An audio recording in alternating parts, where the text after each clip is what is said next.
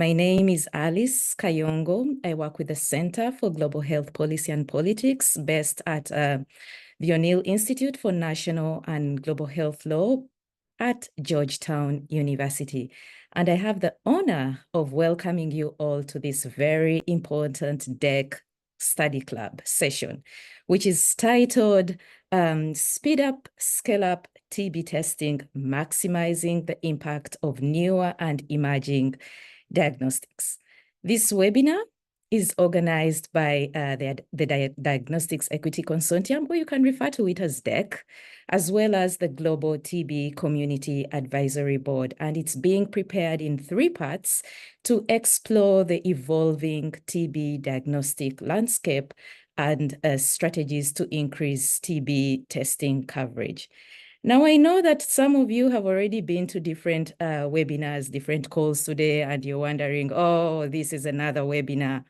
I have already attended several of them. Well, I want to promise you that this one is going to be really worth your while. And we are here to talk about something that is pretty crucial to us all, tuberculosis diagnostics.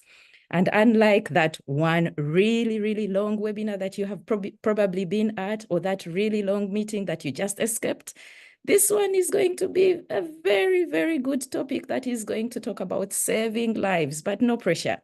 That said, I must let you know that we are very, very excited to see a diverse group of attendees here.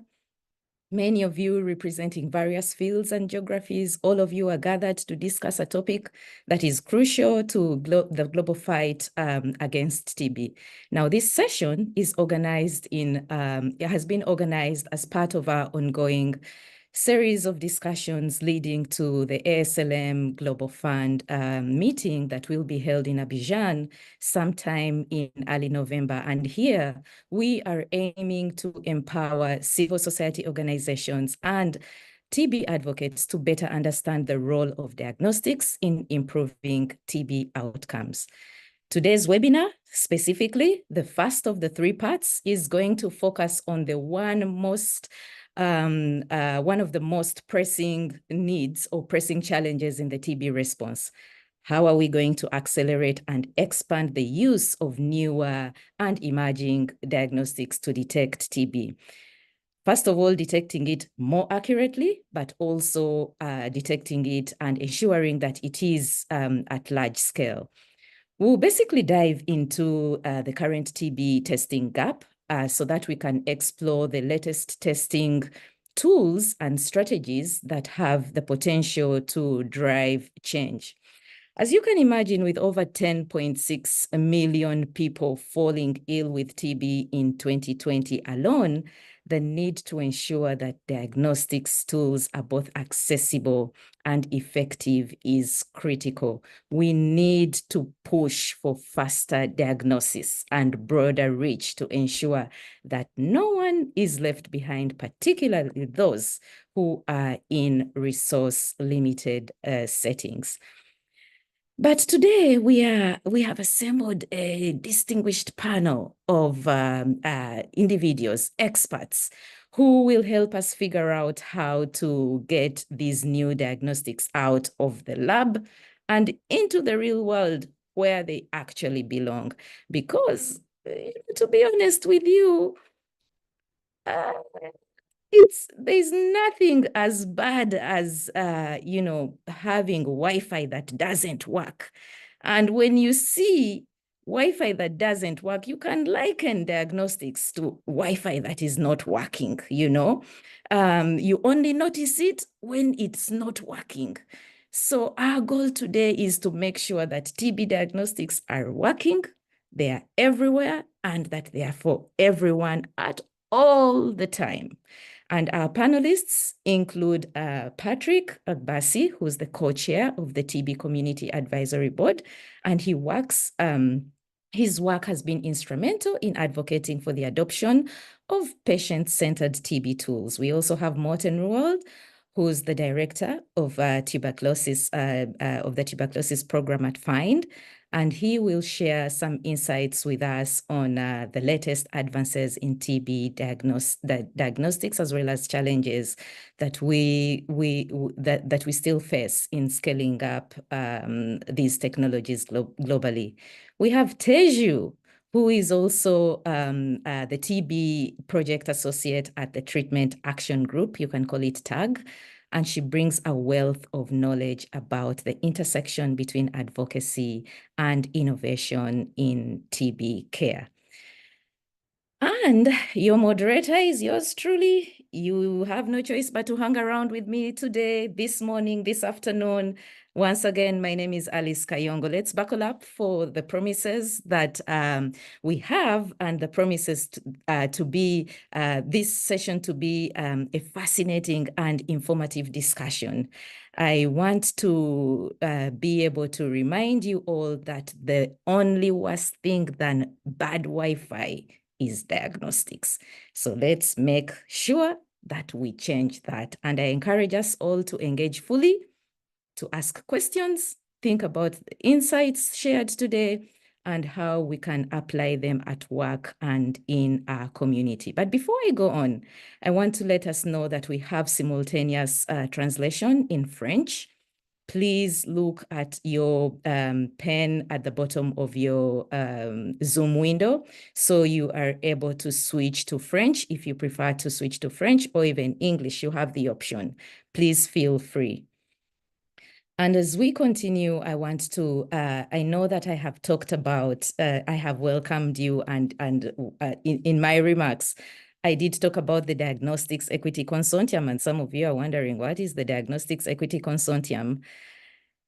So I'll just take a moment to talk about the Diagnostics Equity Consortium, which is one of the organizing forces behind today's webinar, in collaboration with the TB Community Advisory Board. Think about DEC as the superheroes in the world, especially the diagnostics world. But of course, put off the capes. Leave the power to save lives. That is what the DEC is. And here is the deal. Diagnostics are like the unsung hero in healthcare. You don't think about them much until you really need them. The problem, though, is access to essential diagnostics is still extremely limited. And I'm sure many of you here do appreciate what I am talking about. And it's limited, particularly so in low and middle income countries, so much such that 19%, only 19% of people in such regions do access diagnostics that they need. That is why DEC was formed, to change that. We are talking about leveling the ground, making sure that the playing field is leveled so that everyone gets the healthcare that they need. Now, recognizing all the challenges that I have mentioned and many more that I may not have mentioned, the World Health Assembly did adopt a resolution to strengthen diagnostics capacity worldwide. And at that time, DEC was formed in alignment with this call to action. Our mission is just straightforward. Bring together civil society organizations, bring together affected communities, bring experts to advocate for better diagnostics access, particularly in low and middle income countries where healthcare systems are most in need of support. In DEC, or for DEC, we seek to reshape diagnostics policies, improve healthcare practices, and monitor progress through advocacy, through research, and community-driven initiatives. The DEC has 4 main work streams, one of them being the DEC study clubs, which is one of the reasons that we are here today, which the DEC study club. And these study clubs serve as a platform for increasing diagnostics literacy, for fostering collaboration, and strategizing for collective advocacy efforts. They help participants be able to develop a deeper understanding of diagnostics and imaging equity, empowering them to advocate for greater access to these life-saving tools. The second working stream is Speed Up, Scale Up, which is basically an initiative focused on timely engagement and strategic scaling up of new diagnostics. Let's get these diagnostics out there as soon as possible. That's basically, in a nutshell, what Speed Up, Scale Up is about. But we also have the Diagnostics Policy Lab, which is an accountability platform that is aiming to track, to measure, and to improve national policies around diagnostics. And finally, for the work streams, we have the National Accountability Framework, which is a government engagement strategy that is designed to ensure ambitious goals for the distribution and utilization of diagnostics across health priorities. So with the support of a diverse advisory group composed of leading diagnostics technical experts, clinicians, and global health professionals, the Diagnostics Equity Consortium, also referred to as DEC, continues to shape the future of diagnostics access globally. And this consortium, I must mention, it is being hosted by the Pan-Africa Treatment Access Movement, PATAM, as well as the Center for Global Health Policy and Politics at Georgetown University's O'Neill Institute for National and Global Health Law. And basically, as I said, we bring together civil society organizations, community groups, and individuals to drive forward, to drive change.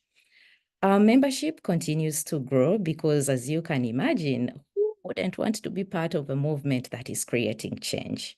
So we do call upon, if you're not part of this movement and you want to be counted in those creating change, please join the DEC, or the Diagnostics Equity Consortium. Now, that said, that basically is DEC in a nutshell. And to sum it all, I will use just a few words: passionate, powerful, pushing for change. That is basically what DEC is about. Now, let us get started and dive deep into our program for today. As mentioned to you, we do have a lineup of panelists, and my first panelist is Patrick Agbasi, who is going to Patrick Agbasi, who is going to talk to us about TB. And Patrick is a global health expert, advisor, and management consultant for civil society organizations and the United Nations agencies. He is the founder of EnvoFarm, an organization focused on facilitation of public-private approaches to vaccination. And previously, he was the country lead for Village Reach and served on the COVID-19 task force for Cote d'Ivoire. He's also a member of Unite for TB CAB. Patrick is going to talk to us about the TB Community Advisory Board. Over to you, Patrick. Thank you, Alice. And then thanks everyone for joining. So after the nice word of Alice, I hope that I won't bore you. Yeah, so I'm here to talk about the Global TB CAB. Next slide. So the Global TB CAB is a group of research literate associates from different parts of the world. The group was put together by the Treatment Action Group, and then we act in an advisory capacity to product developers and institutions conducting clinical trials of new TB drugs, regimens, diagnostics, and vaccines. But today we'll be focusing on the unsung heroes, as Alice has mentioned, which is the diagnostics. So next slide. So the group is very diverse. So we have like a representative of different background, people living with people with lived experience of TB, caregiver of TB patients, MDR TB survivors, leaders of community-based organizations, civil society networks, I'm expert in public health law, journalism, public-private mixed approaches. So it's very broad. And then one thing to note is that the membership is very diverse in terms of geographical coverage. Africa, Asia, Europe, Americas, and you can see the different countries here. So French-speaking countries, English-speaking countries, like we put together a very diverse group of experts that is all a part of the group. Next slide. So how the TB cab work? So we work as general cabs. So through the research to policy process. So we try to provide feedback to help tailor the research agenda and set priorities. We are very engaged in protocol development of where we provide like feedback to protocol that is acceptable for the community, and then to make sure that the community interest is put forward in trials. At the stage of trial implementation and then and conduct, we can help sensitize the broader communities to the trial, provide input, and create forum for raising and addressing community concerns. And then also when it comes to result dissemination, so the CABs can form strategies for result disseminations to study participants and all of that. And then after the research and clinical trials part, there is the policy. So where we also engage, we leverage our understanding of the trials and all of that, and interact with stakeholders at the global and national level to facilitate policy translation. And at the end of the day, as Alice was mentioned, we need to ensure that we have good Wi-Fi, making that the products reach those people that need more, that are in most in need. So this is also where we try to engage in demand generation and then adoption.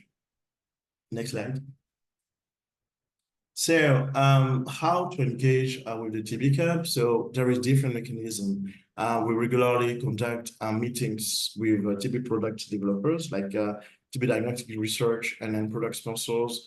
And then we do, as I said, engagement with regulatory authorities and all of that. So we have a pretty diverse way of interacting with stakeholders. We are proactive in our approach, but we also have like sponsors and developers like reaching out to discuss specific topics along the research to policy continuum. Next slide. So I want now to mention some of the priorities that we have. Like I won't be listing all the priorities. As you understand, the TB cab is not only working on diagnostics. Then when it comes to diagnostics, on our agenda, because we just revamped the cab and then we have like a new TOR going till 2026. So one of the key things is to improve the TB cab knowledge and capacity to work on TB diagnostics. We are likely to be in a continuous learning process, and then we always try to be really capacitated in order to be able to engage meaningfully with the developers, and then making sure that we can make the voices of the community being heard in this, I would say, scientific forums. Next slide. So I think even if we mentioned the priority area, like it is important also to sort of present to you the type of activities that will lead to reaching these priority objectives. So first of all, when it comes to informing the research agenda and then clinical trial protocols.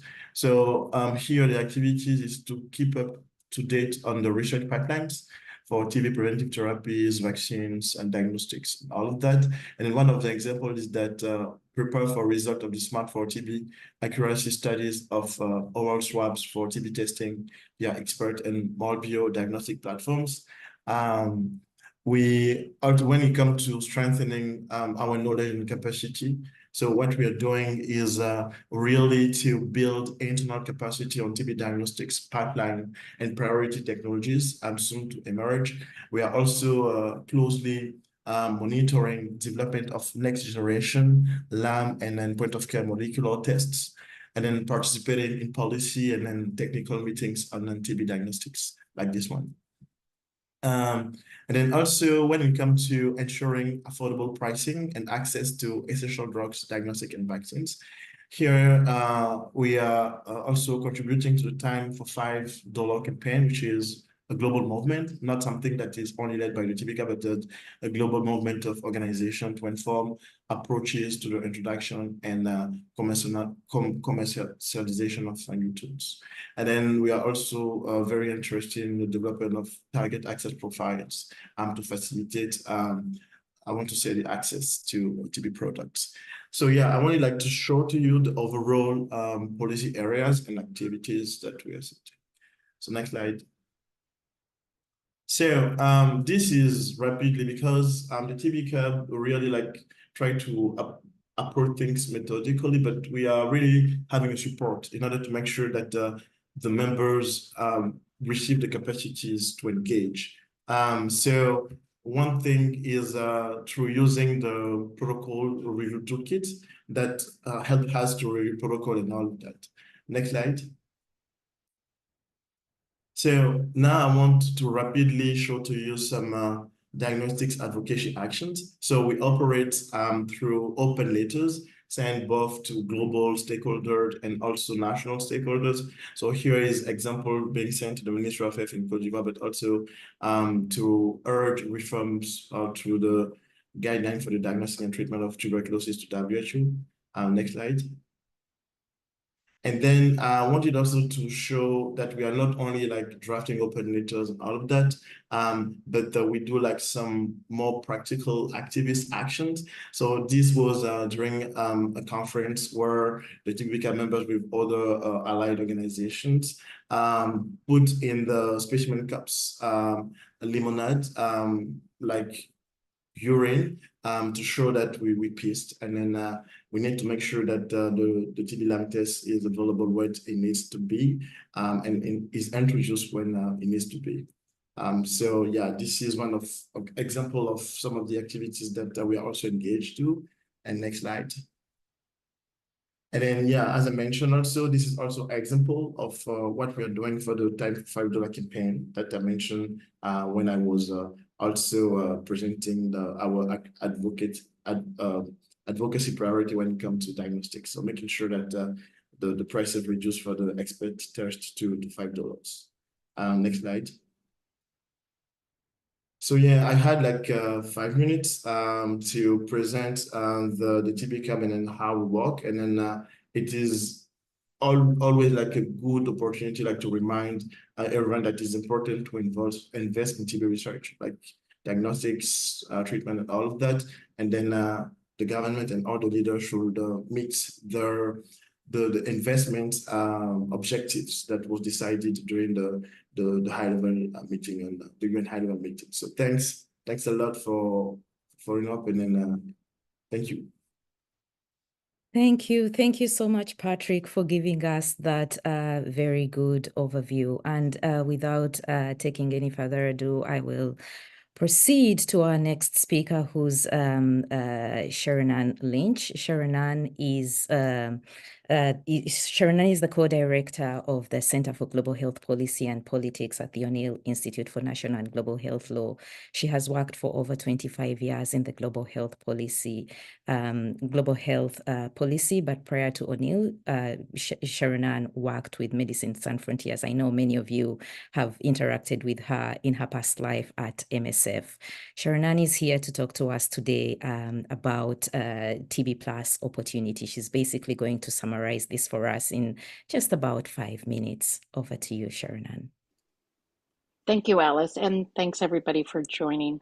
So we know that there has been essentially a monopoly on TB diagnostic platforms for rapid molecular platforms that have been recommended by WHO, and that monopoly has afforded Cepheid to do whatever they want in terms of prices, in terms of service and maintenance charges, and in terms of the cost that it takes when it asks countries to extend their warranties. We have all seen these machines go dusty for lack of use, for lack of cartridges, or because they are inoperable and in need of repair. We have seen the lack of real service and maintenance as well. So there is some good news. So there are now alternative platforms for rapid molecular diagnostic platforms. And in addition, there is a pipeline of diagnostics in 3 different categories. One is TB Lamb, so a new generation, and Morton will be talking about that. We have TB Lamb, the only point of care test today that is the price of a toothbrush, and yet it's barely anywhere. This new generation, the target is to work with all people living with HIV, not just those with more compromised immune systems. Morton will talk about that more. Also in development and emerging from the pipeline are near point of care molecular diagnostics for TB. And then third are low complexity nucleic acid amplification tests, NATs.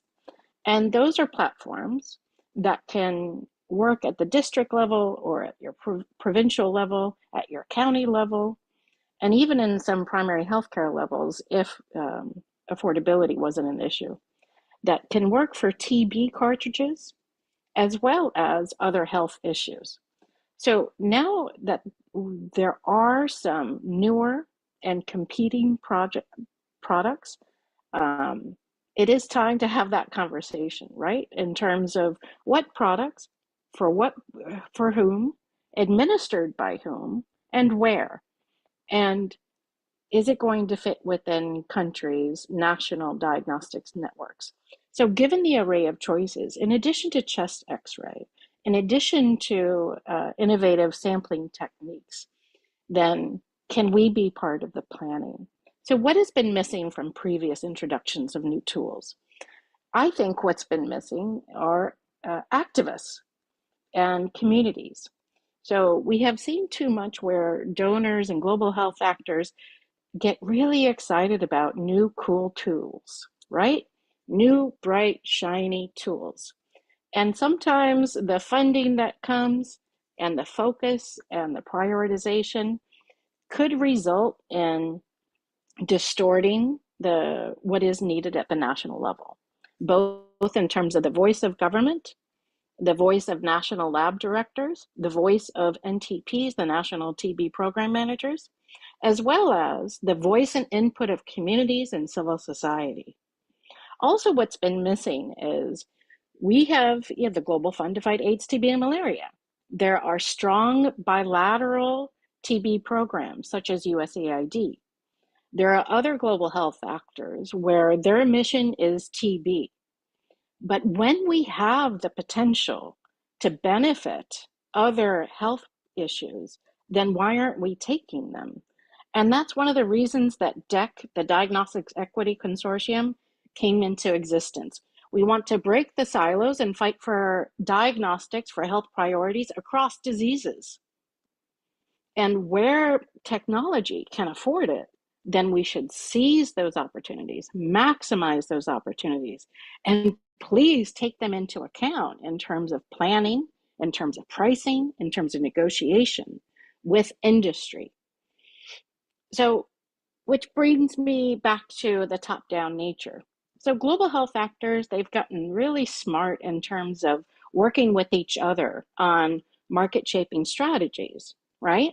That's good, because we don't want to go back to when different actors just pursue different strategies, offering buy downs, offering volume-based guarantees, subsidizing in other ways.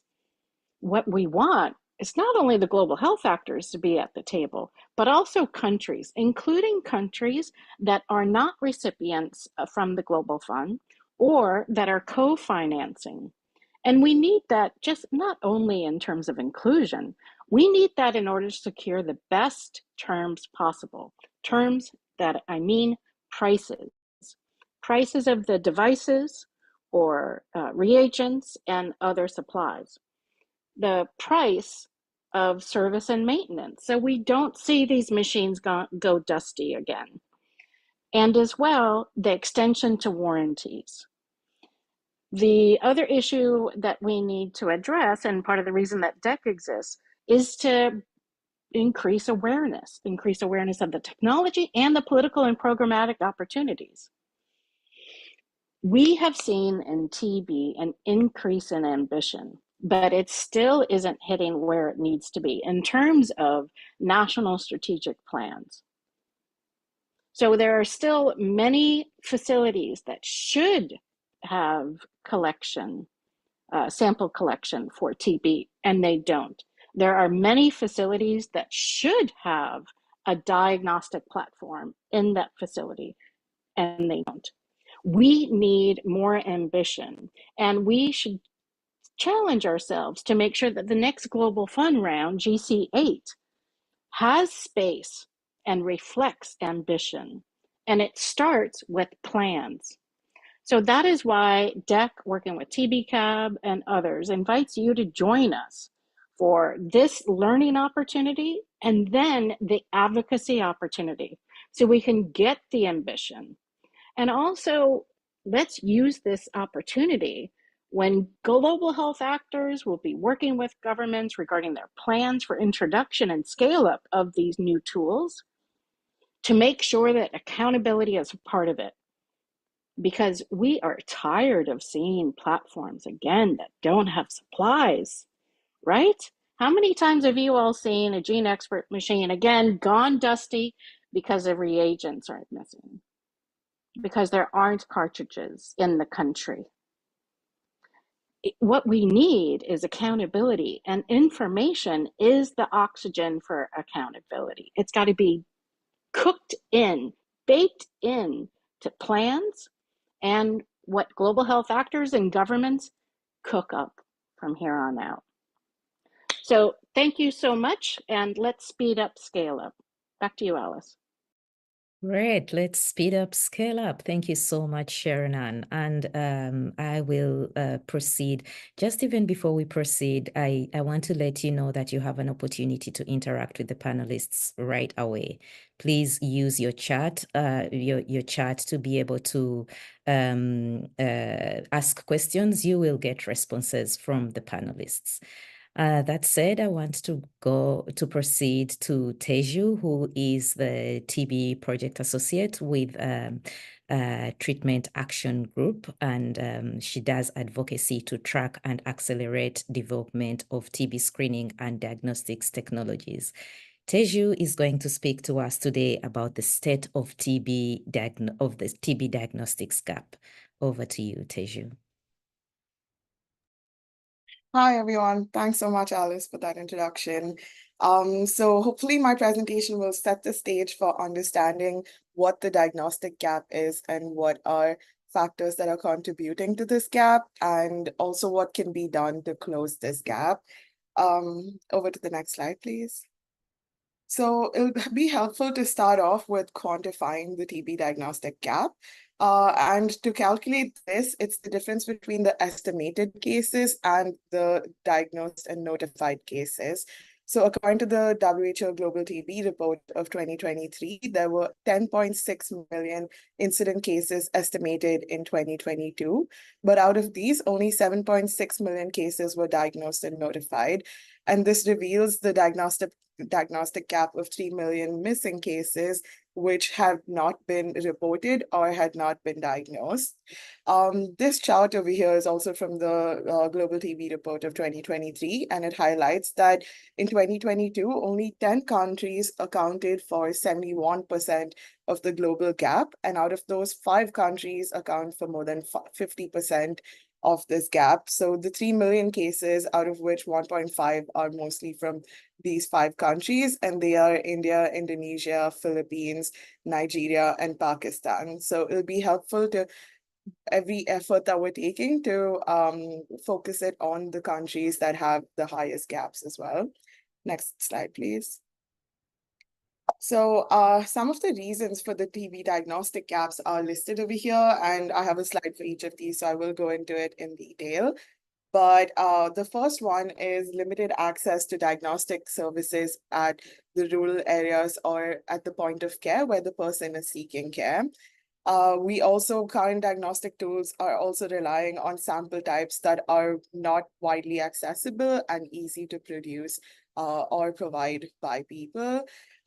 There's a high burden of disease in a lot of the high-burden countries, and the health systems are overburdened and not equipped to deal with the current burden of disease. And this also points to infrastructure needs that can also be scaled up, as we were discussing earlier. And the infrastructure needs refers to weak lab networks, shortage of trained people, HR personnel, frequent interruption of lab supplies. There's also the need for temperature control, dust issues, and electricity needs, all of which are preventing TB programs from scaling up access to these diagnostics.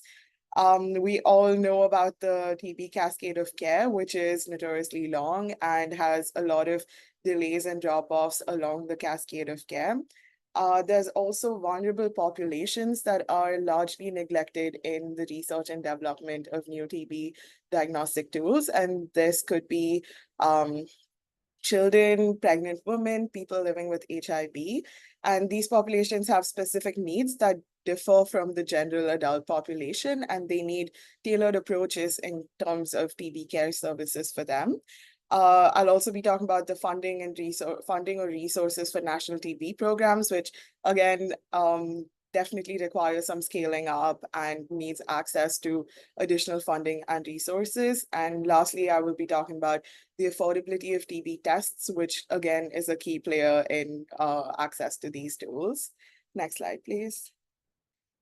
So the first thing is accessibility of sample types. So current TB diagnostic tools use a lot of sputum samples, and sputum remains the primary sample, but it's especially challenging for some people to produce, and this being children and people living with HIV. This is also because the sputum requires a high concentration of bacilli in the sample, which is not always possible or difficult to obtain. So there is a need for non-sputum based tests. There's a lot of promising developments in the pipeline with tools using alternate sample types such as breath and face mask sampling, nasal or tongue swabs, urine or stool samples, and blood tests. And I'm sure Martin will talk to you about this when he's going over the TB diagnostics landscape.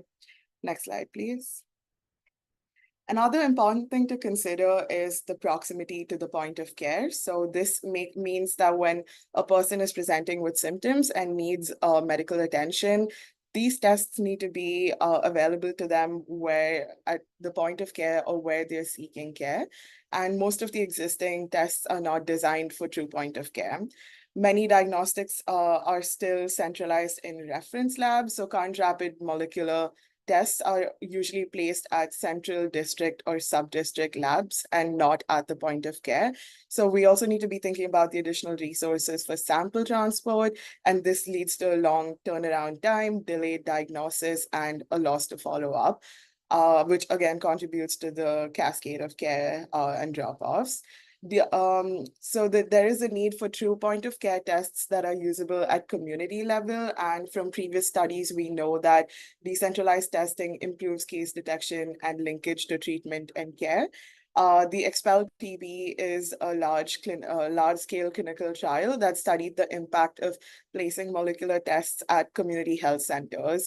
And this study found that the intervention led to a 56% higher rate of treatment for confirmed TB within 14 days. And it also helped completion and timeliness of earlier steps within the cascade of care. And this led to more people being tested for TB. So it is proof that decentralized testing can help improve case detection. And lastly, we also need to be thinking of diagnostic yield as a measure for understanding or closing the diagnostic gap. So diagnostic yield refers to the proportion of people in a given population who are able to provide a sample type and also receive a diagnosis. So this is influenced by sample type and proximity to testing, proximity of testing to the point of care, and is especially very important for closing the diagnostic gap. Next slide, please. So like we spoke about before, the cascade of care for TB is a long pathway, and you can see it in the graphs over here. And it starts with the person presenting symptoms. and they need to be, so individuals with incident TB, they need to be able to access TB tests. They need to get diagnosed with TB, registered in treatment, have a treatment success, which is dependent on adherence, drug susceptibility, many other factors influencing treatment success, and then have a recurrence-free survival. And for this long pathway, more than about 50% of the drop-offs occur even before treatment is initiated. So if you can see the first 3 bars over here, you can see that the first drop-off is between TB symptom onset and care seeking. The second one's happening between initial care seeking and TB testing. And the last drop-off related to diagnosis is between the TB diagnosis and treatment initiation. And these 3 account for about 50% of drop-offs along the entire cascade of care. Next slide, please. Then that brings us to accuracy in special populations. So there's, like I'd mentioned before, there are neglected vulnerable populations, both neglected from the research and from tool development. So there's a challenge with diagnosing TB in children and people living with HIV specifically. And that leads to lower sensitivity of tests in these groups.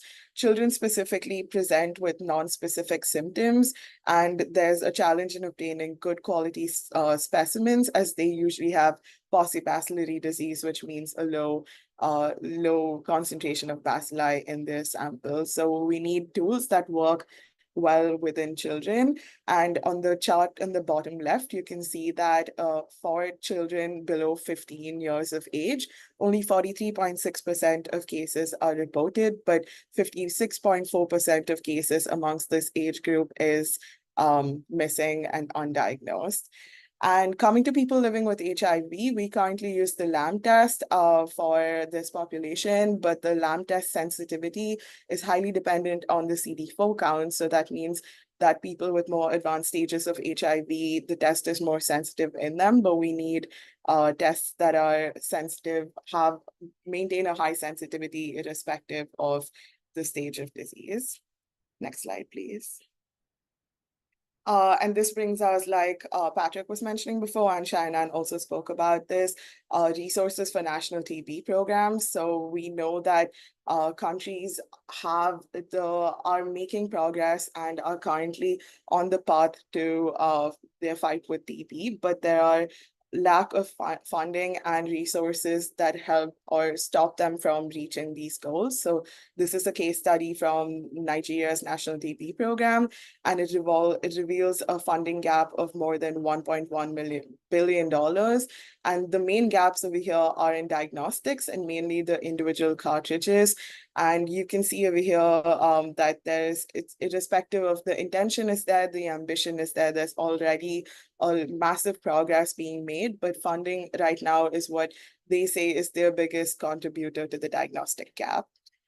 Next slide, please. And that brings us to the affordability of the TB tests. So over here, the table on the top left is from the Stop TB Partnership, urgent TB funding need to fill essential commodity gaps in 2025 and 26. And you can see that amongst all of these countries, based on the intervention types, there's TB cartridges, treatment, TPT, first-line drugs and second-line drugs.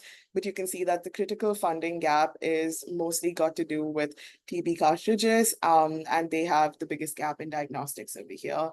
And that brings us to the Time for 5 campaign that, again, Patrick had spoken about earlier, which MSF Access Campaign put out this technical briefer recently. And for context, the CEPI reduced the price of the GeneXpert cartridge from $998 to $797. So this $2 price reduction on the standard TB GeneXpert test, said the Global Fund said that this was saving them about $32 million for the Global Fund. And this could help with additional procurement of 3.6 million expert TB tests per year. Next slide, please. So to know what is needed to close the diagnostic gap, next slide. This is a really helpful graphic from a TB from a Nature journal article by Madhukar Pai and all, and they look at the 7 transitions that need to be made in order to close this gap. And this touches upon everything we've spoken about already so far. And the first one being switching from a microscopy to a molecular test. And we need microbiological detection of TB using WHO recommended tests. And this allows people to be correctly diagnosed, necessary to test for drug resistance, and ensures that the most effective treatment regimen is what is being given to the person. We need to switch from centralized lab-based NATs to decentralized point-of-care testing. We need integrated testing and tests with multiplexing capacity. So we need to switch from a single disease to a multi-disease testing. We need to switch from sputum samples to non-sputum samples, oral swabs, urine samples. We currently have healthcare facility-based passive care seeking, but it needs to switch to closer to communities and homes, active pre-care seeking. The current focus being on test accuracy needs to switch to having a focus on diagnostic yield and population coverage to make sure that more people are able to access tests and able to provide samples that are accessible to them. And lastly, we need to switch from high cost, low volume, and high income country manufactured tests to lower cost, high volume, and low and middle income country manufactured tests. Next slide, please. Yeah, thank you very much. Please feel free to reach out to me if you have any TB diagnostics related questions. Thank you. Wonderful. Thank you so much, Teju, for giving us that very comprehensive presentation on what the gap is like and where we need to move from, where we have to move from and where we need to go to. Once again, I want to remind us all that we do have a simultaneous French interpretation. Please feel free to switch to French if you prefer to listen to this or to participate in this webinar in French. But also, if you have any questions, please refer to the Q&A chat box so that you can place your questions in there. You may also use the chat, but some questions may get lost in the chat. Preferably, please insert them in the Q&A chat box. I'd like to move on to Morten. Morten is going to talk to us about the TB diagnostics landscape, and Morten leads the TB program with FIND. Morten has a very huge profile, but I will just summarize it by saying that he's responsible for the large portfolio of partnerships, development projects, and clinical trials spanning biomarkers, next generation LAM assays, molecular assays for TB and drug resistance detection, digital diagnostics, and AI-based tools. So Morten, please take it on. Thank you, Alice. It's always a pleasure to be after a series of really good speakers who have touched upon a lot of the topics that I am also going to talk about. Anyway, I think just to set the scene, the diagnostic journey is long for many TB patients. The diagnostics are available in the hospitals with laboratory services available, but patients get sick at home. And getting to the hospital is a long journey for many. Many go to the local healthcare centers or shop around with pharmacies, etc., before they actually get a proper diagnosis done. So what we're trying to do at FIND is to make tests that are diagnostics that are available for the community or the primary healthcare setting. So the journey of the patients is shorter, or the journey to the hospital only needs to be taken by those who actually do have disease and needs of drug-resistant testing or expert treatment, etc.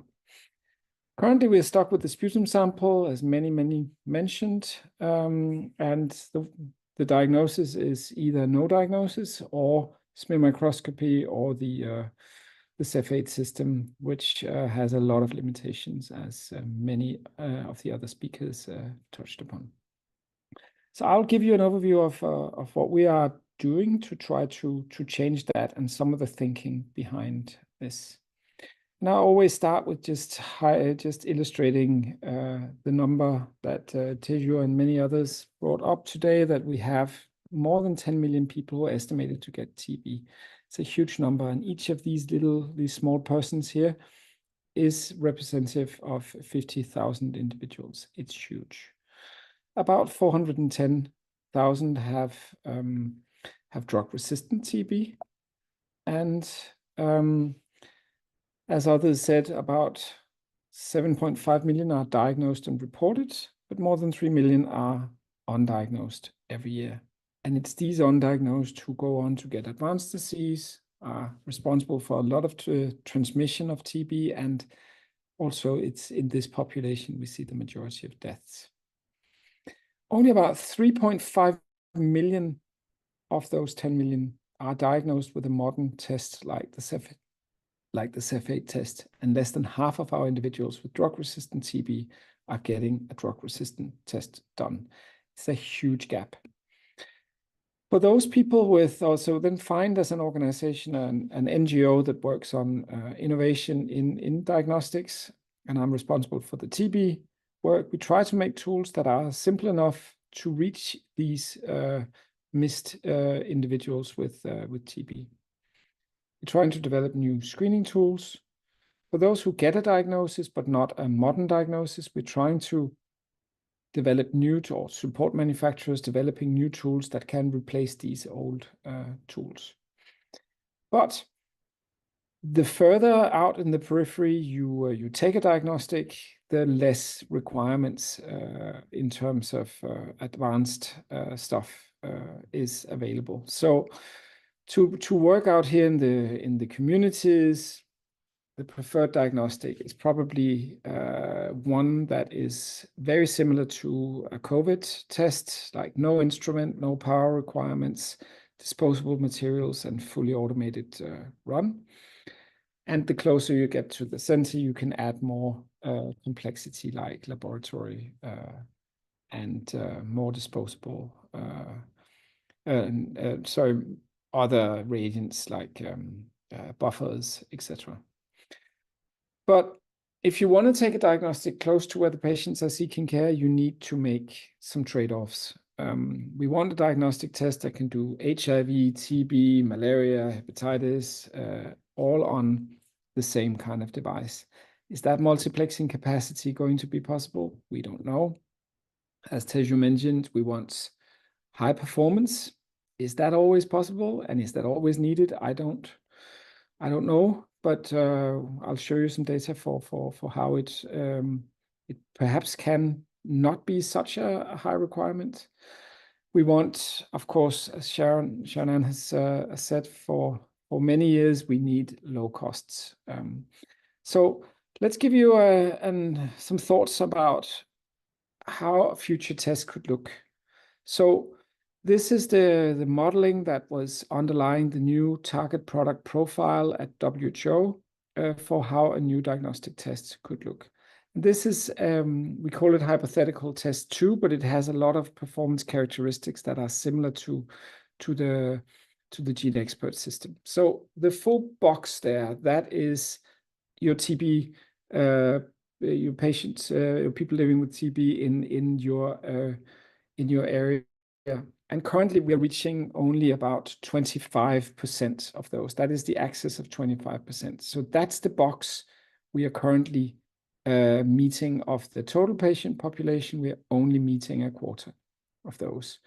So when we start saying, let's improve the sensitivity of the tools, we're not expanding the blue box. We're only expanding that green box here, which is the ones who are actually have TB, who are correctly diagnosed. But we are ignoring all of these individuals out here. We need diagnostics with better access. So we're trying to get to a situation similar to this, where we have bigger access. And in this example, and I'm illustrating so that you can see the purple is smaller, the green is larger. However, you can also see that this gray-green color is it's bigger, but it doesn't capture all the green ones. And in this example, we are modeling based on a test that has only 70% sensitivity. So it's 20% less sensitive than what we are used to over here in the Cepheid system. But because we are closer to where we have better access to our diagnostics, the whole box is bigger. So accuracy doesn't necessarily have to be the target. I think we have acknowledged and learned from COVID that access is the key.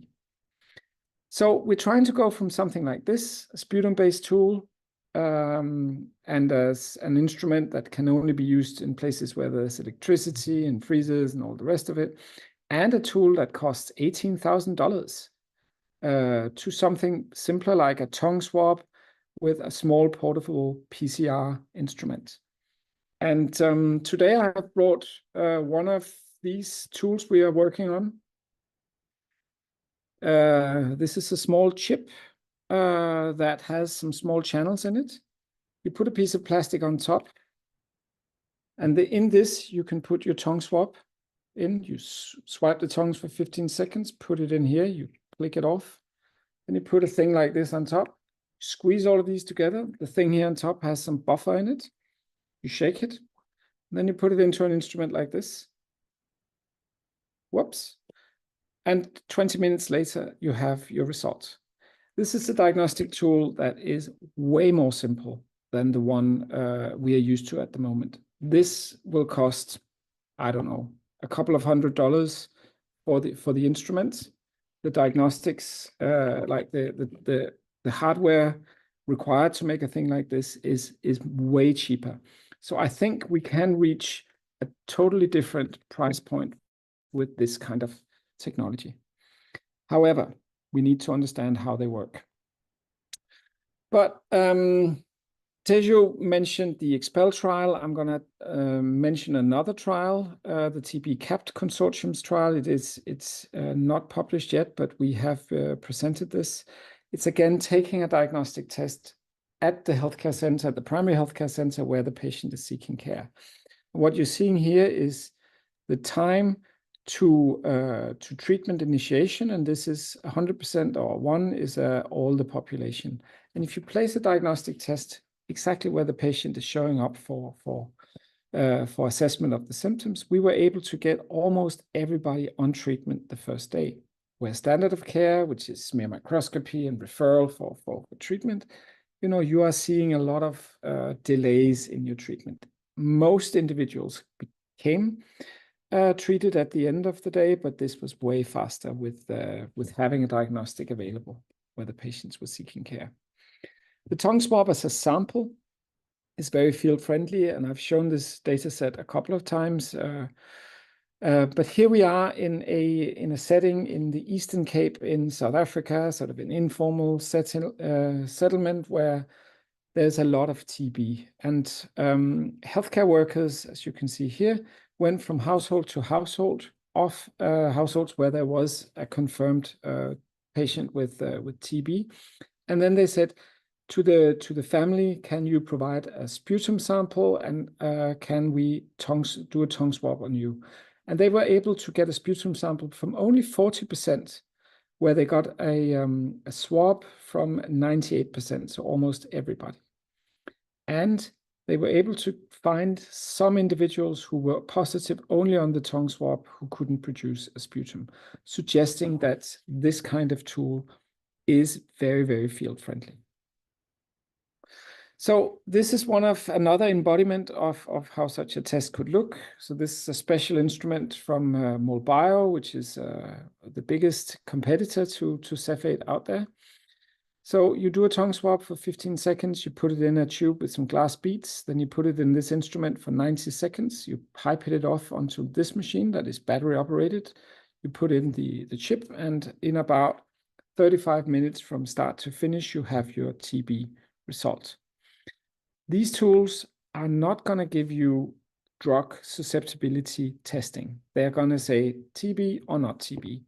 And that is going to reduce the total number of people who are considered for TB into a much smaller population of those who actually have TB. And we can focus those resources, the limited resources we have, on this population to perhaps offer them broader, superior drug susceptibility testing.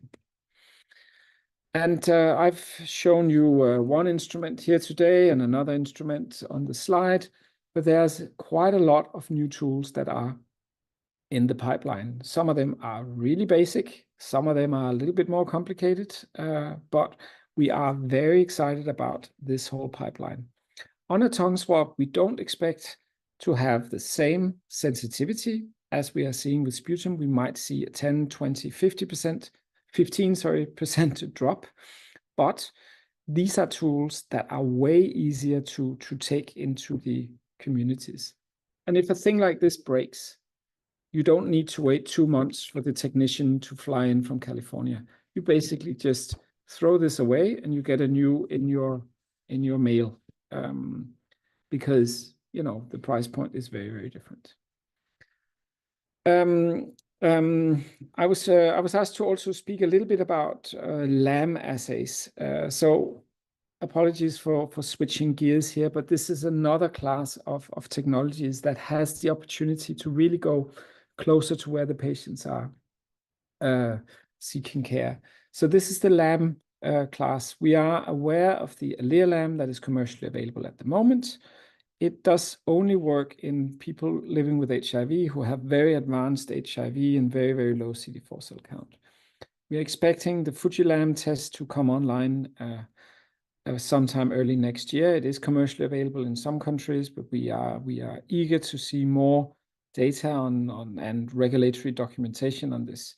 And then there are 4 or 5 or 6 other competing alternatives, also from some serious manufacturers like SD Biosensor and Abbott, Bodytech, Salus, that will use a reader to amplify the signal or concentrate the urine to give a better result. And these are coming through the pipeline a bit later on, but we still have a lot of hope in this type of test. So imagine you can diagnose TB as easy as you can diagnose a pregnancy. That would be fantastic. So moving on to sort of a bigger picture on the pipeline. I've so far only spoken about these tools, which are the simplest, easiest point-of-care molecular tools made for tongue swabs. Some of them are also considering adding a sputum sample or a tongue swab, adding more diversity. But in this space here that is currently dominated by Cepheid and MolBio, we are seeing a lot of competition coming through the pipeline. And these are real instruments that are in clinical use or clinical trials in some countries. I've seen this one working in Indonesia, and I've heard about labs in China that runs with some of these other ones. So very, very exciting. And once these gets through WHO for policy review, we are going to see a lot more competition. And with that competition, prices are hopefully going to drop and service is going to increase as a consequence of that. Moving on here, in this area here, these are bigger machines. They are more complicated, but they are also high throughput. So you can run multiple tests in one go. And then over here, these are the most complicated ones, targeted next generation sequencing assays for extensive drug resistant testing to protect drugs like bedaquiline and the BPAM regimen. I'm not talking too much about drug resistance today, but it is a big priority. So let me take you on a bit of a crazy journey to the future. So you could imagine community healthcare workers going into the communities, swabbing as many people as possible, having a thorough sample transport system to get something like this, a high throughput lab. This is one of the Roche machines. And here you can process about 384 samples in 1 8-hour shift. And if you can get the results back to the community or the patients with WhatsApp or something like that, you have the whole ecosystem that is needed to support this kind of centralized testing. But you can also go one step further, and this is some technology that has been developed through COVID and are building on the agro, like the farming industry. So here, this is a machine that can take a swab out of a little vial. It can do that 96 swabs in about 15 seconds. And then this is a machine, it's a PCR machine that instead of running one expert cartridge can run 150,000 samples in one day. This was up and running for COVID. This can come up and running for TB as well. For those of you with a lab background, it uses some kind of tape instead of a hard plate. And each tape can do almost 6,000 samples per run. And because it's a barcoded swab and a barcoded work stream, you get the sample to the result and automatically back to the community in a very quick time. So we are seriously considering if this is the way to do not self-testing for TB, but at least self-sampling for TB. And you could imagine distributing tongue swabs into the community, and people would swab them themselves, hand it over in the pharmacy or to a community healthcare worker, and then doing ultra high throughput screening for this kind of tool. Okay. So back to reality, I want to talk a bit about TB screening and what we are doing for chest X-rays. So this is a modern portable X-ray system. This is a portable X-ray screen, and this is a technician with a computer. All of these, the hardware here, except the technician, you can put in basically a small suitcase and put on a motorbike or on a donkey and go to peripheral mining centers like this in Pakistan, and then you can screen perhaps 300 individuals in a single day. You take a digital chest X-ray like this, you run it through an AI algorithm, and then the AI algorithm within about 1 minute interprets the findings. You can see here there's a cavitation here that is picked up on this X-ray. We had one product back in 2017. Now we have more than 20 different products that are competing. There's 12 of these that are certified and commercially available. You can read more about it at the aiforhealth.org webpage we are hosting with the StopTB partnership. This is a comparison of different chest X-ray CADs, and what you need to appreciate here is the higher the area under the curve, the better the performance, sensitivity, and the specificity of an individual technology. These crosses here are humans, and you can see that some of these lines are actually better than humans, and we only expect this kind of technology to improve over time. So you don't need a radiologist to go to the communities to screen. We have built a big digital infrastructure and are working with a lot of partners across the world to have an infrastructure in place where we can assess new AI algorithms as they come online. And early in 2025, we will have the first assessments ready for WHO, who will convene a technical expert group meeting to review. So summing up, and sorry for having spoken fast, I think it is exciting in TB diagnostics at the moment. I think we live in really times of accelerated innovation, and the one-size-fits-all story we have had with Cepheid for many years is over. Diversity is now.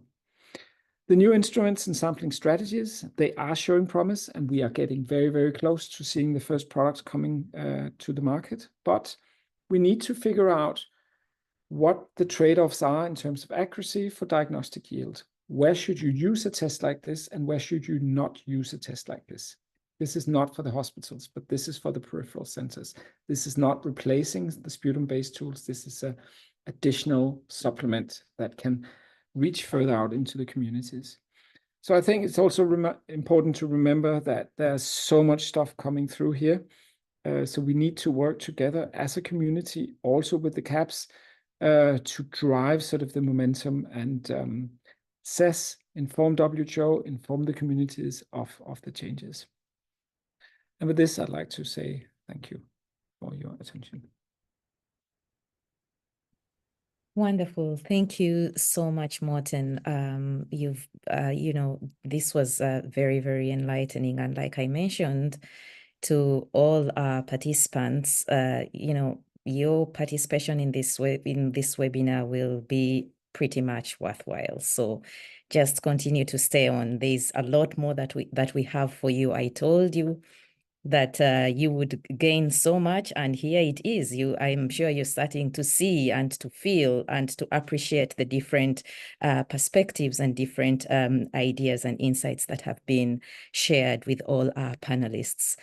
A reminder once again, we do have simultaneous French interpretation. The slides are also being interpreted simultaneously. At the end of the webinar, we will be sharing slides with you. However, the slides are still in English, but if we have any volunteer that is able to translate them to French, please reach out to us. We'll be more than happy to have them translated and shared with the French community. Otherwise, right now, I would like to open up for questions. I know that there are several questions that we have had, that we have received. We have a couple of questions in the Q&A chat. So I will open up to our panelists to respond to some of these questions. We will respond to 5 questions at a time in the interest of time, and we'll then proceed to what we have in store for you. Just brace yourselves. We are still on the journey, and we have a few more minutes to continue unpacking what we packaged for you for this webinar. So the first question is on what strategies can be employed to effectively speed up and scale up TB testing using newer and emerging diagnostics technologies. Does anyone want to take up that? Sharon, I think this was specifically addressed to you. So here's my theory. And I'm going to address it politically and programmatically, and Teju and Morten can come in on the technical side. Anytime we have a new innovation in TB, as we've seen in other areas, activists have been able to leverage that opportunity to good effect, not only to bring in tools that are more affordable, let's hope, more effective, more suitable, and more user-friendly, whether it be from less invasive sampling or more systems friendly in terms of, point of care, getting closer to the community, which is also user-friendly, as Morten pointed out. But we also use these new tools as opportunities to insist that we stop ignoring what is an old, persistent problem. Remember when we switched from microscopy, which was supposed to be out the door, to the new standard of rapid molecular diagnostics for TB.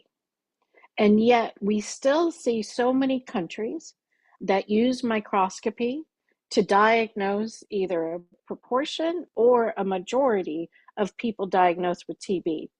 For the same reasons that Teju said, this means we're missing an awful lot of people. So we will use these new tools and the engagement with governments to insist that we take care of these gaps, both in terms of where we need to move to optimal testing and where we might, in terms of the rapid molecular diagnostics, and where we need to move to some of the missing tools, such as TB-LAM, the one that we have now, even though it works with the smaller subset of the population, as Morten pointed out. There's this expression in the US, it's putting lipstick on a pig. It's still a pig. It's still the pig you have been trying to ignore. It's the pig that you don't report on. It's the pig that is undercounted, doesn't have enough accountability around it. but we are going to put lipstick on that pig to force more attention, more accountability, and more action. And again, this lipstick, I can't believe I'm talking about lipstick, but this lipstick, we hope, will also include a sensitization and awareness and incorporation of other health issues and not just TB. I've put in the chat in response to Miriam's or somebody else's question about NCDs, that what NCDs can be addressed with some of the diagnostic platforms. I only answered in terms of CEPHIDs. CEPHID, as we know, is now not the only platform out there in terms of molecular diagnostic platforms. There are others. I don't happen to have the whole cartridge list, but part of the problem is we have had R&D, research and development for diagnostics, that has been donor driven and disease specific because it's been donor driven. Lately, and I think Morten, you would agree, right? Manufacturers, developers rather, have gotten the message that we need more. We need more in terms of multiplex platforms that can test for more than one pathology. We also need more the integrated tests that can test with multiple diseases with one sample. Still, though, there's this other political piece, which is, listen, Africa CDC's implementing agency, ASLM, is convening national lab directors in early November. It's what they do, as Alice mentioned.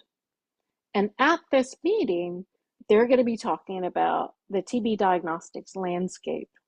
But they're going to be talking as well about the need and the opportunity to provide benefits across other health issues.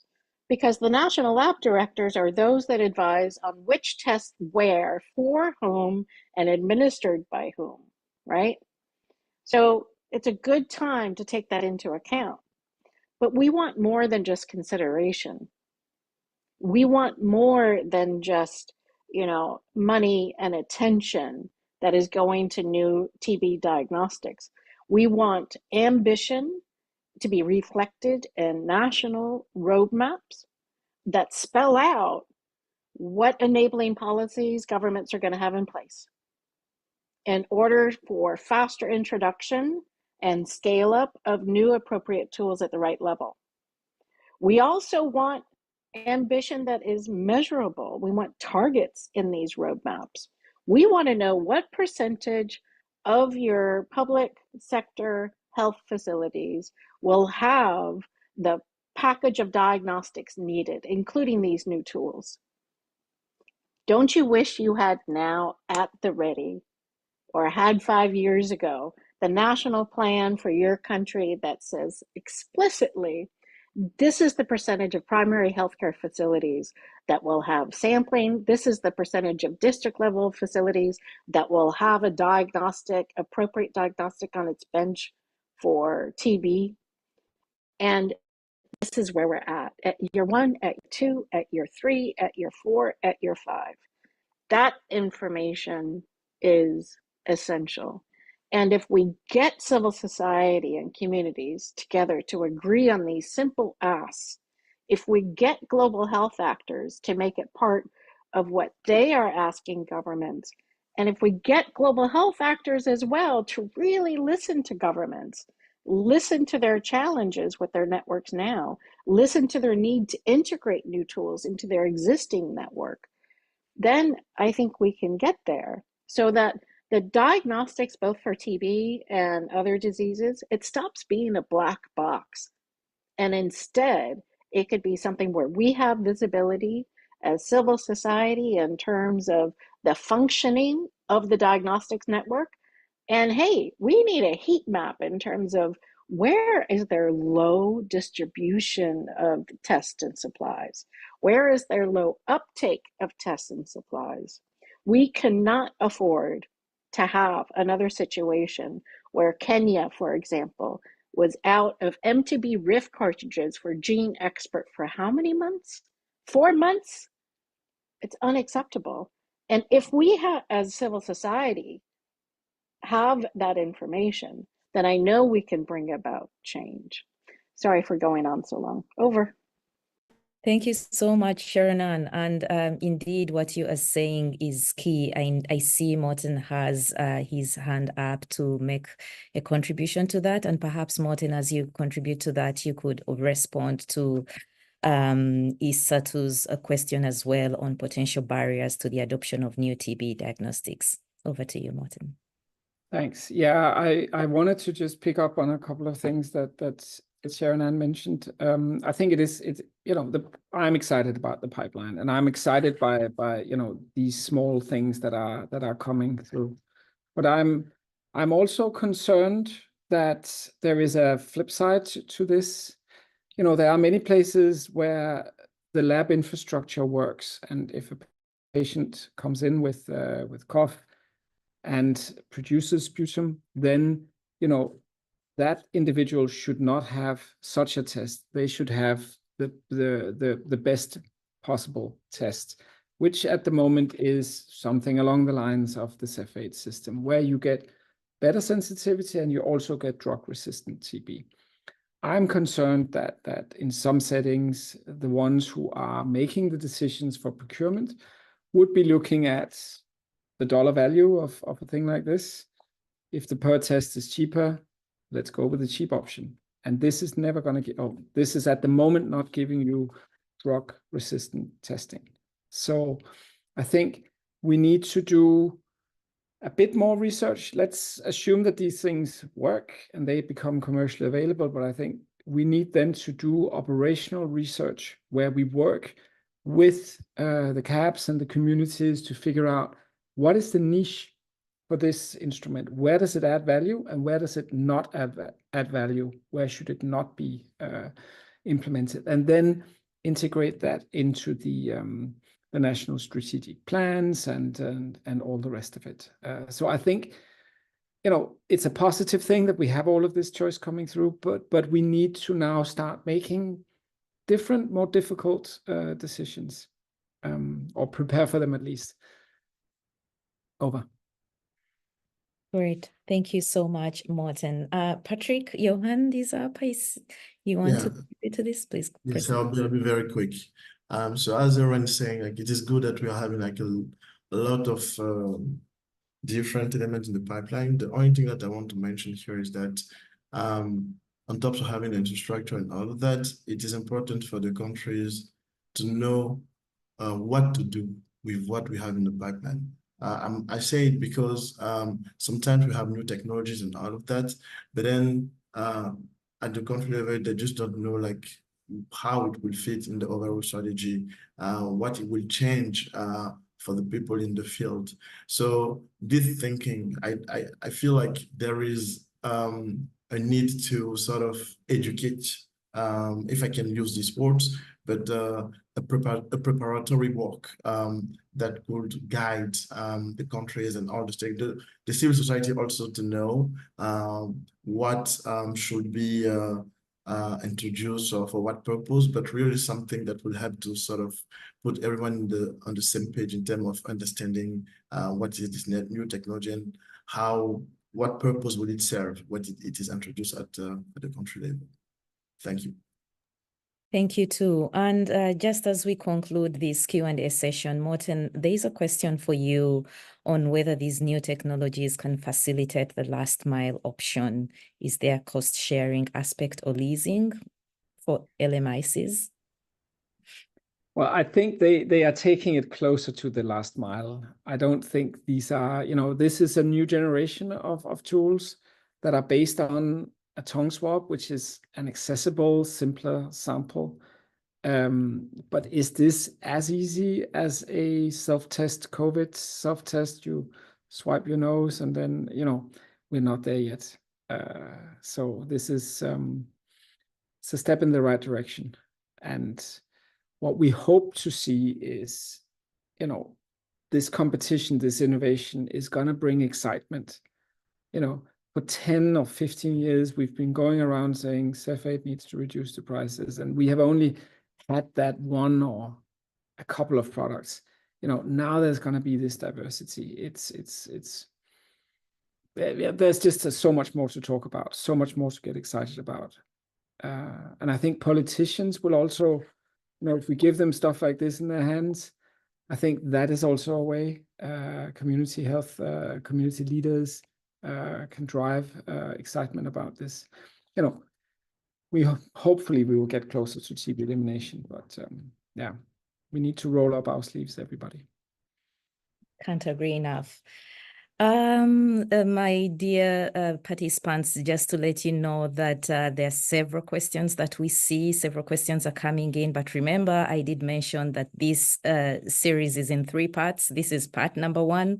We do have part number 2 on 10th October, and we have part number 3 on 30th of October. So if in case your question is not answered now, believe me, it will be answered during any one of those webinars. And please keep joining us because there's so much more. There's so much for this webinar, but there's much more for webinar number 2 and webinar number 3. And that said, I just want to switch gears a bit to, get some country case studies on addressing barriers to TB testing scale up. And here I want to call on my colleagues, Edna and Donald. Edna, I see you are online. Could you please come online and let us know what is it like in Malawi when it comes to addressing barriers to TB diagnostics scale up?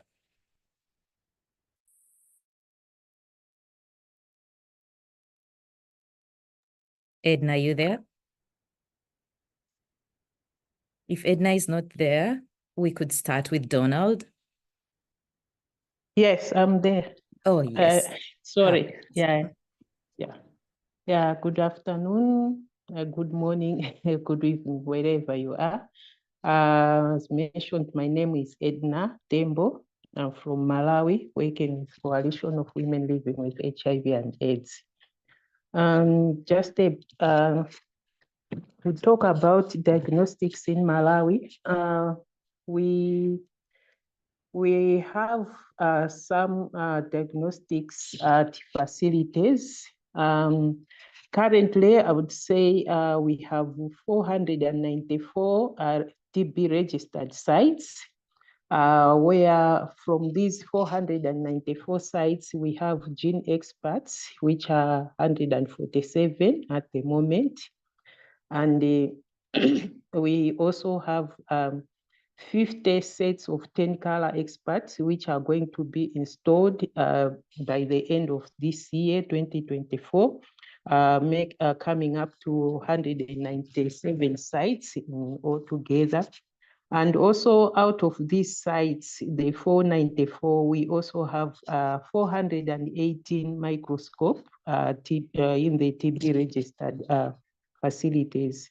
So as of now, we would say that Malawi gene expert and the microscopes are the ones which are taking part. And mostly in healthy facilities, they rely on microscopes because most of our primary health facilities, we don't have like infrastructure which can accommodate the gene experts. We don't have sometimes electricity, and mostly they will rely on microscopes, which they have to move up and down, and maybe also those microscopes are not functional at that time. So most of our facilities, I would say maybe 60% primary health care, and we only have district facilities in 32 districts and 3 referral facilities which have high quality diagnostic tools. And for community outreach, of course, we have vans, but we are not adequate because we have currently 12 vans against 28 districts. So you understand, those vans also have chest X-rays, and they also do outreach activities, but it's limited And also when it comes to fueling those vans, it's really a challenge in some of the districts because they will not be able to get all the areas covered with those vans. And currently in Malawi, they have also started a pilot on stool tests on children in 5 districts, which they just started, I think, 4 months ago. And we have not yet had like an update on how it is going. So I would say a challenge on the TB test is still there, because at the moment we have 62% of people tested using WHO molecular diagnostic test.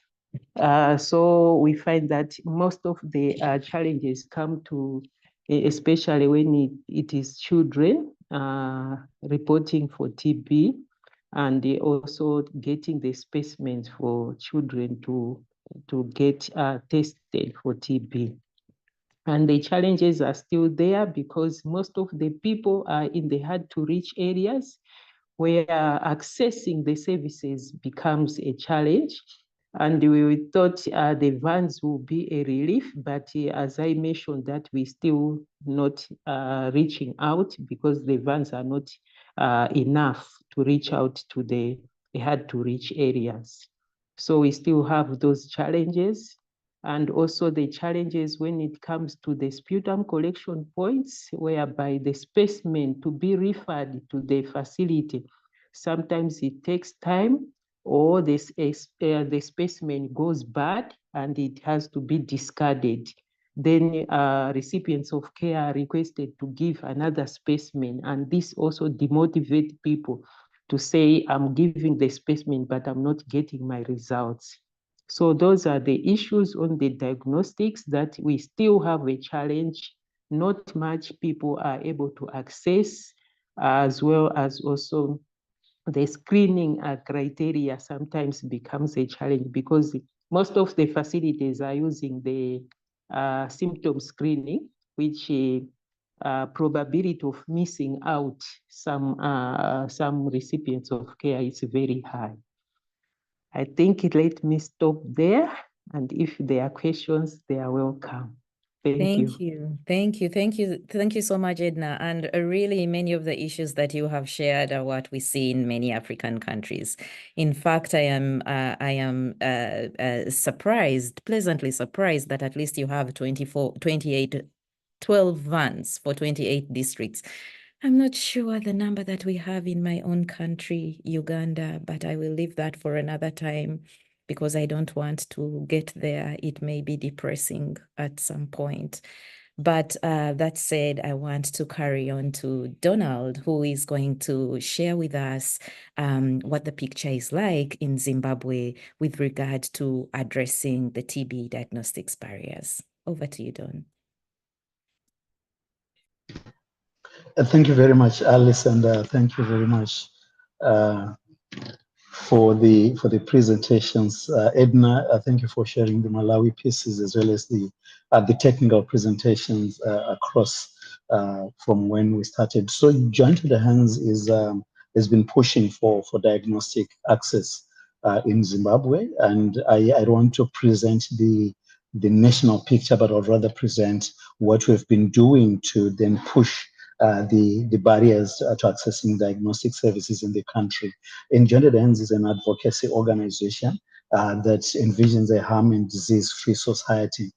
But as we do that, we also do advocacy in terms of data-driven advocacy. So Sharon included in the chatbox what we're doing around community-led monitoring using One Impact application that is also influencing diagnostic heat mapping, as well as also access to medicines, but beyond that, general access around community-led monitoring. But most importantly, around diagnostics. So Zimbabwe came up with a land reform program where people were resettled in different formerly farms that then were newly resettled areas. But one of the gaps that we had, where there were no facilities, there were no clinics that were then put in those places, let alone laboratories. So as part of our advocacy with government, we then, like I said, Gender Dance does advocacy by doing, we then engaged and got a 6.2 hectare plot, and then we used 2.1 hectares to build a health facility with a state-of-the-art laboratory. So we're talking about a raw resettlement area that had a population of more than 9,500, getting access to services about 40 kilometers away, and then us coming in, and where there's no electricity, we came in by utilizing and demonstrating that even in the hard to reach areas, you can put in a facility, you can put in solar, you can have things working that are as good as at a central hospital. So we put in a laboratory, thanks to Japanese embassy, as well as our partnership we then partner with government, so that at least they then see they're part of the process, they get to see, and then we then motivate them to replicate. So we built a laboratory within that health center. In the laboratory, put in a biosafety cabinet level 3, a gene expert machine, and other diagnostic equipment. And then we were allocated 13 facilities in the district, including the resettlement areas, to then start processing samples. So this was in 2021 when we then started doing that. But then we also had another grant that was being implemented in 8 other districts across 3 provinces. So we started getting samples, 11,422 samples were processed at the lab. 7,741 presumptive cases came through.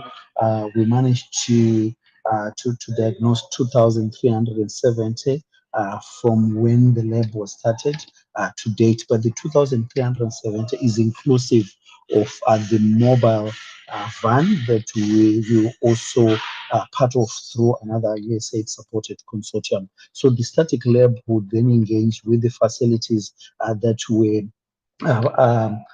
sending specimens, including stool for children. So just to respond to that question, we're also processing TB for pediatrics using stool on the platform. But most importantly and significantly, we were taking diagnostics to the point of need, because as people presented at that facility, they would then be diagnosed, and we were also multiplexing. So the statistics I was talking about do not include even for HIV and the other DBS related samples that were also coming to the platform. So that being said, the reason why we engaged with so many numbers was because there was a time when Zimbabwe didn't have cartridges, and because it's a public-private partnership, we were also supported by USAID, we then had cartridges, and so samples would then come to us, and we'll also then support the districts that we're working with samples or with cartridges as well as part of the stopgap mechanism. So as we're doing that, we'd also then flag using the One Impact CLM platform, which is a mobile-based CLM platform, to indicate areas where there were gaps. And at one stage, we moved cartridges from one province, working with the ministry, to another province where there was a serious gap and serious challenges, as part of that community-led monitoring application, where we then need to look at where are they overstocked, or where there is overstocking, and where are we having understocking. So using the mobile platform that I was talking about. So the mobile platform was through a consortium. So what we do is we go to hard to reach areas. So our mobile vans in Zimbabwe that are supported by Global Fund are only 10. So they've been allocated to the different provinces. But we then realized that for us working in gold mines, the hard to reach areas, those vans cannot access those areas. So we've got a mobile trailer where we then pull using our own truck. So we go to those hard to reach areas. The trailer is got an X-ray, digital X-ray fitted with computer-aided diagnostics. We've got the Gene Expert machine and smaller, other spirometry and others. So in those areas, we managed to, so on average, 20 out of every 100 artisanal small-scale miners was TB positive. And also 25 out of every 100, we found silicosis within that community. And remember, in gold panning settings, we have more exposure to silica dust.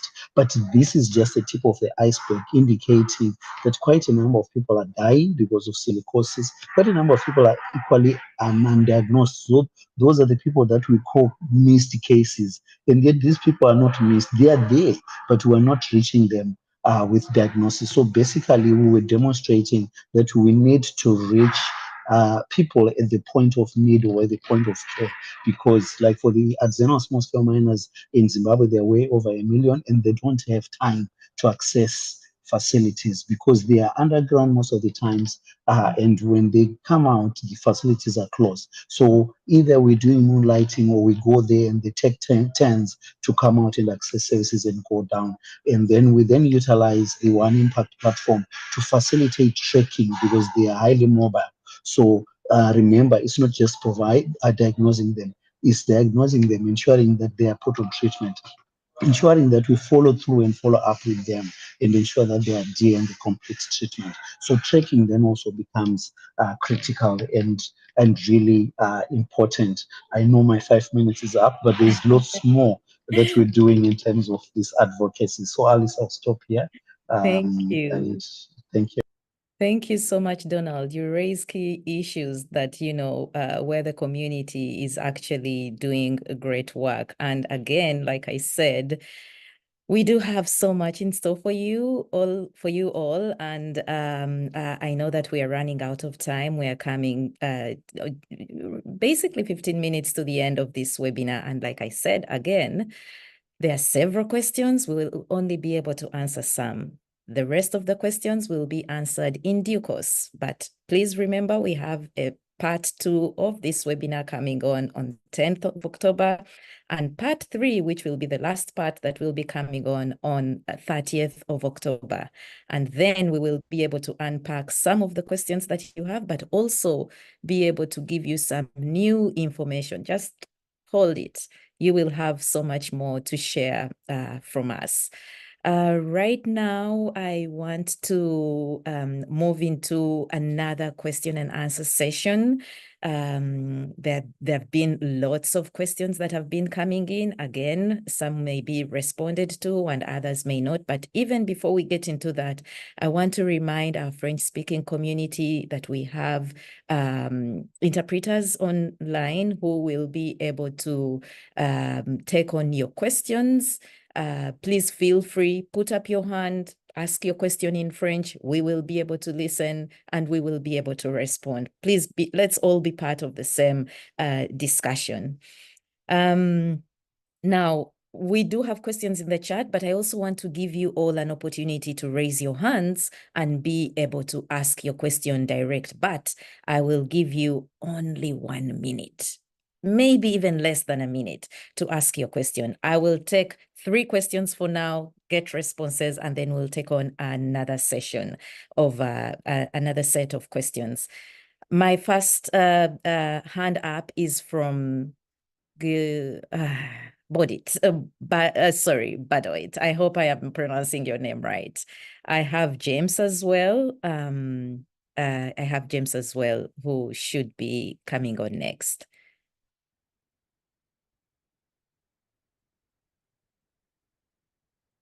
Badoit, your hand is up. If you are not speaking now, we could go on to James. James, is your hand still up or you have decided to let go? Good. Okay, James, please take it on. Thank you very much. My name is James from Nigeria, a TB community member, and I'm a key population person. Persons who inject drugs, because we are also affected by TB. So I want to ask, is there possibility or is there support to be provided to community-based organizations to be able to carry out some of these diagnostic testing activity at community level. Because in Nigeria, mostly, people don't know about TB testing. They all run to the facilities at the point of death when they know about TB. Is there a way we can create awareness by strengthening community-based organization on these TB diagnostic tools so that at the end of the day, we can save a lot of lives by people getting to know their status firsthand, and those organizations can be strengthened to be able to carry out referrals to the facility. So we want community-based organizations to have access to these technologies and to be able to save lives from the community level to the facility. Thank you. Thank you. Thank you, James. That question has been taken note of. I think Patrick will respond to that question. Do we have any other question? Just raise your hand or unmute and speak. If no question, Leslie, could you please help me read out the next question that we have in the chat?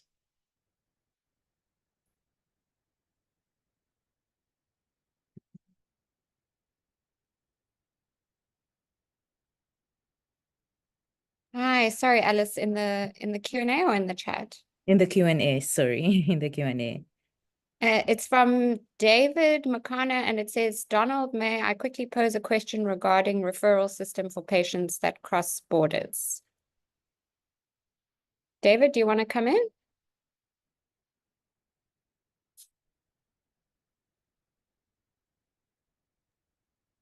Or Donald?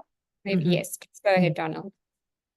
Yes, so yeah, so for Southern Africa, we, through the Global Fund supported TB in Minds in Southern Africa, we came up with a pilot cross-border referral system. So it is a platform that then facilitates a cross-border referrals. So, but that cross-border referral system is working through ports of entry, and specifically between Zimbabwe, Botswana, Zambia.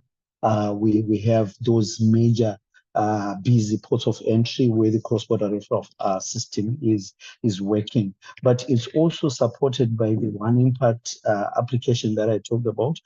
It's also available in the Southern African countries, the SADC countries. So if you move from Zimbabwe to Botswana, you still can use the application to engage with services. You can also get to know the available facilities that are close to you, and then checking can also then happen.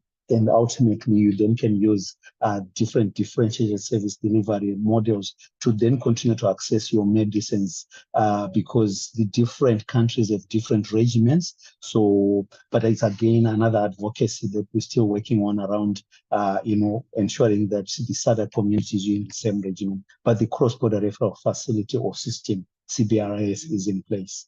Thank you, and over.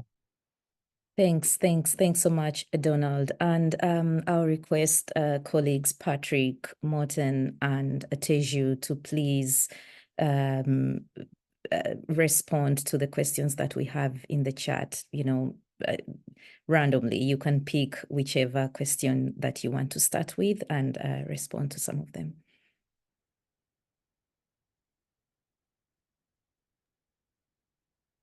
Okay. So I will maybe start with the question from James about the engagement of communities in using the tools, knowing the TB diagnostics, and then using them in the field for facilitating working with the health facilities. The first thing that I would say here is that it is good that we are all participating to this study club with the deck. It is a really good opportunity to know about what we have in the pipeline. And then I believe that today, for instance, James, you are able to know we have this type of technologies in the pipeline. So knowing is the first point. And then I want also to mention that there are several mechanisms that people rely on in order to engage the communities. And then the first one is the different initiatives that are linked to diagnostics, for instance, the TB rate, and then also the Global Fund process and all the process that supports making available this type of diagnostic tools for the communities in order to be engaged in field level activities. So I think, first of all, it's really like to go through these different workshop that you're having through the deck in order to know what we have in the pipeline. And second is really like to be informed about the different channels and mechanisms that can facilitate getting funding or donation or anything. So that would be what I would answer to this specific concern. Thank you. Thanks. Thanks so much, Patrick.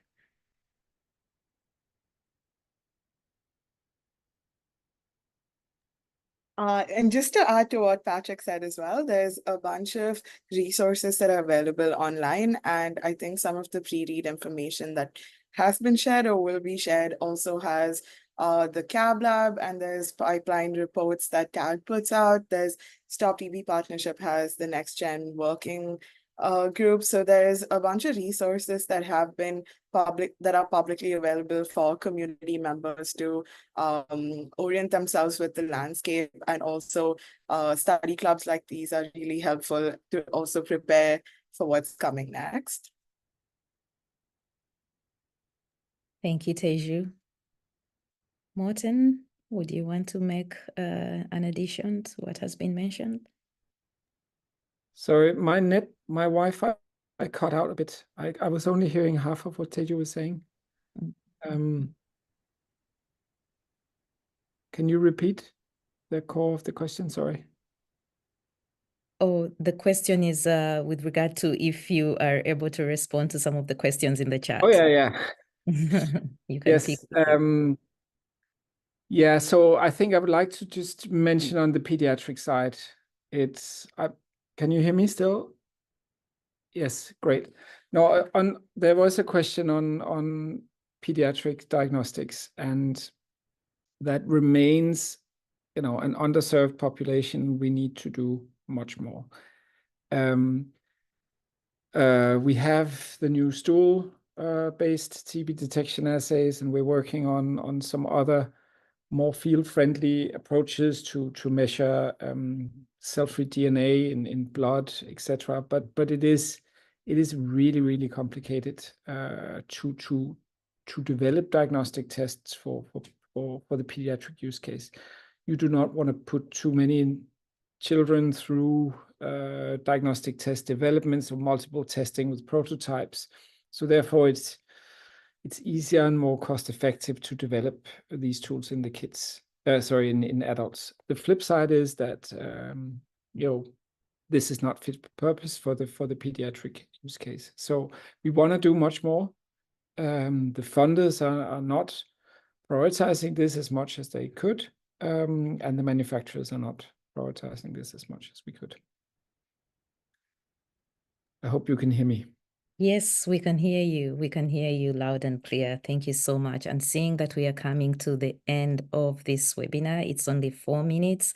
I want to give my panelists just 1 minute each to give us closing remarks for now. When I was in elementary school, we were always told to read a sentence, and then when there's a comma, you insert the comma and say comma. So right after this session, we will put a comma to be continued on the 10th of October. But before then, I will hand over to first Patrick, Teju, and then Morten to give us your maybe 45 seconds closing remarks.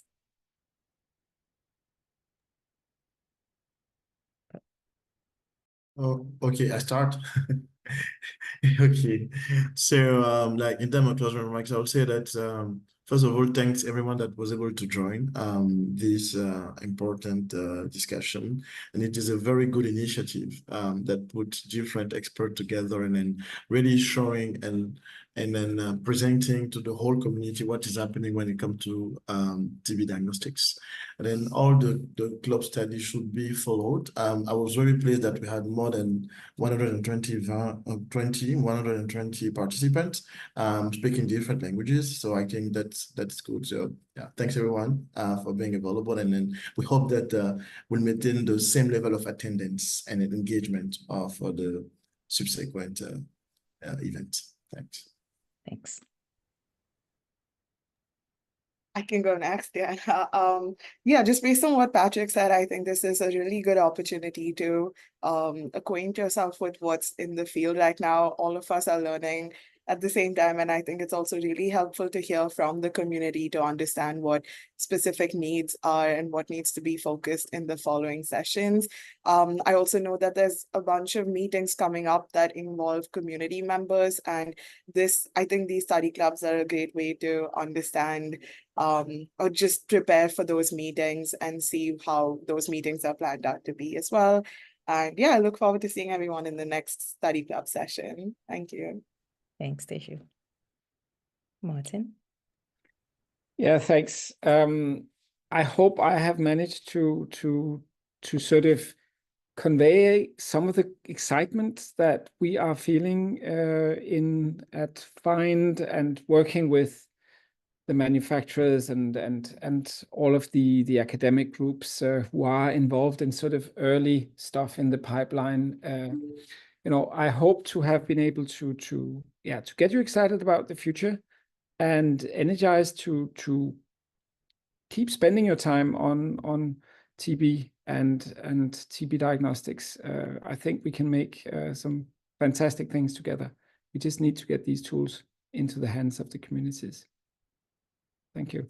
Thanks, Martin. And I want to assure you that the messages I have been getting here, letting me know that it has been extremely exciting. All presentations have been good, are overwhelming. So just an assurance that you actually did exactly what you promised that you would do. Thank you very much. And once again, a huge thanks to all the panelists, a huge thanks to all the participants. And to remind you, two things. One is that we are inserting a comma right now, waiting for the next session on 10th of October. And that said, my last point is to let you know that for sure, all of you who are joining today would love to be part of a movement that is going to create change in the TB diagnostic sector. Please join the DEC. Join the Diagnostics Equity Consortium, and we will be happy to move the journey together to be able to ensure that diagnostics are accessible and equitable in every place of the world, especially in low and middle income countries, so that everyone is accessing them all the time, everywhere. Thank you so much. And we close it off for now with a comma until we meet on 10th of October. Bye.